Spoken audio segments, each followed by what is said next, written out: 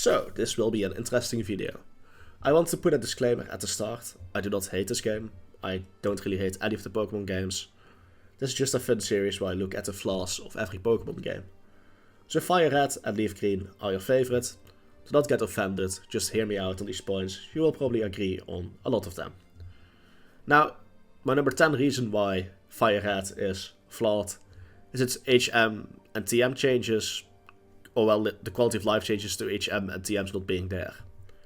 Specifically, TMs being multiple use, which just makes the game less grindy, gives you more options. I like it.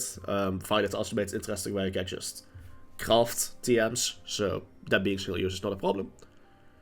And each M's, well, existing is always annoying, because you're locking away one of your 4 moves for a Pokemon for an HM. That is very annoying to replace, and sure, there are ways to get rid of the HMs, but it's always a hassle. I never liked HM and TMs. Well, TMs were fine, I guess, but especially didn't like HM in the old generation, so any game that has HMs like this, expect this to appear on the list. And I have to admit, I am nitpicking. It was hard to find proper 10 points against this game. For as basic as it was, it did a lot of things good. My number 9 is petty as well. It came just before the physical special attack split based on typing.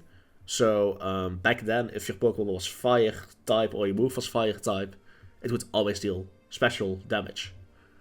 This kind of ruins the balance for some Pokemon. It makes some Pokemon a lot less strong. And I really like in modern gens post the game that came after this, Diamond Pearl. They changed this up. And this had the unfortunate, it was unfortunate that this game came out right before it. Now, it's not this game specific issue, but if it just came out for the DS, maybe you could have had the split, and the game would have been just that bit more better. Because, let's face it, Kanto did never get a better remake. My number 8 is a bit of a joke, but like I said, it's hard to find proper points against this game. It did many things well. It's not adding a Mew under the truck. You added so little content. You acknowledged the Mew under the truck. Why not go all the way and actually put Mew under the truck? It would have been funny. You could have just made it run away to make it a roaming Pokemon. But it would have been funny to acknowledge the rumors. Everyone heard this crazy story about Mew being under the truck. Why not actually put Mew under the truck? It's right there. It's such an easy choice, but they didn't. And I think that's a shame. Somewhat related to this, my number 7 is not adding Missing No. It's such a cool classic glitch Pokemon. If you know about Pokemon and you know about glitches, you probably know about Missing No. Why not take the chance to actually add Missing No? I think it's a huge lost opportunity to not add Missing No. It had such a cool aura. I think everyone back in the day, I at least did, and I wasn't even a hardcore Pokemon fan back then, looked this glitch up.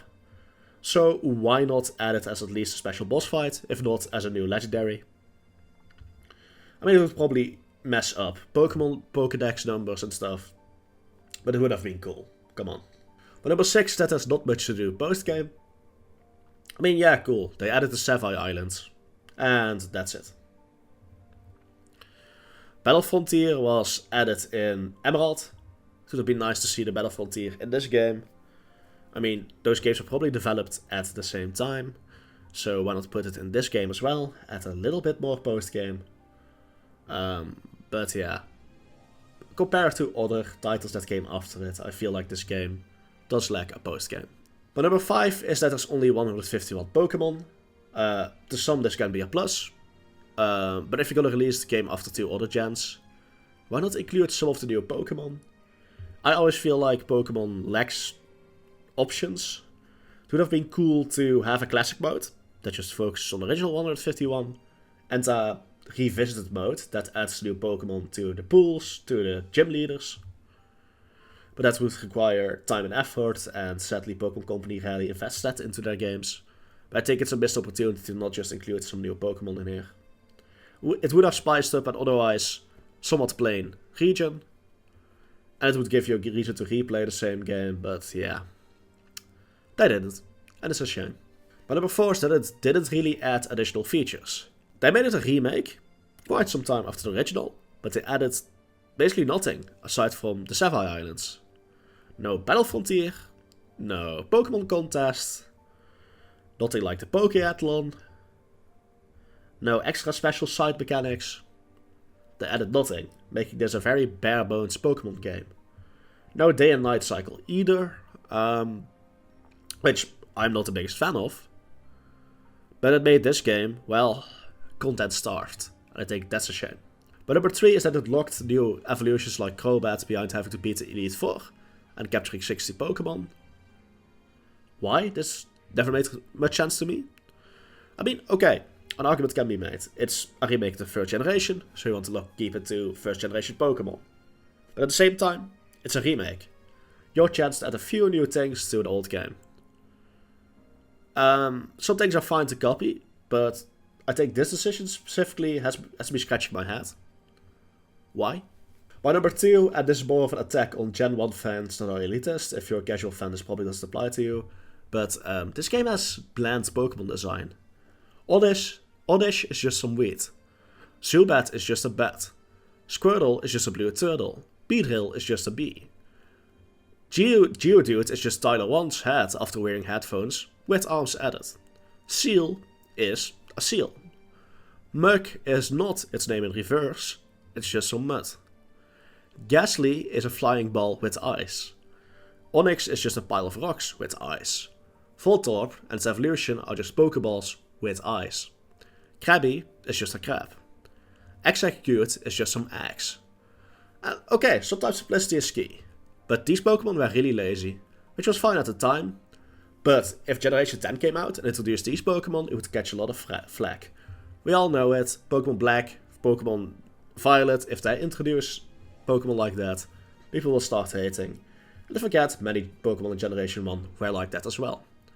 Personally, I don't really mind, but also looking at things objectively, some of the Pokemon design back then were lazy. And my number 1 is that its map is just very boring.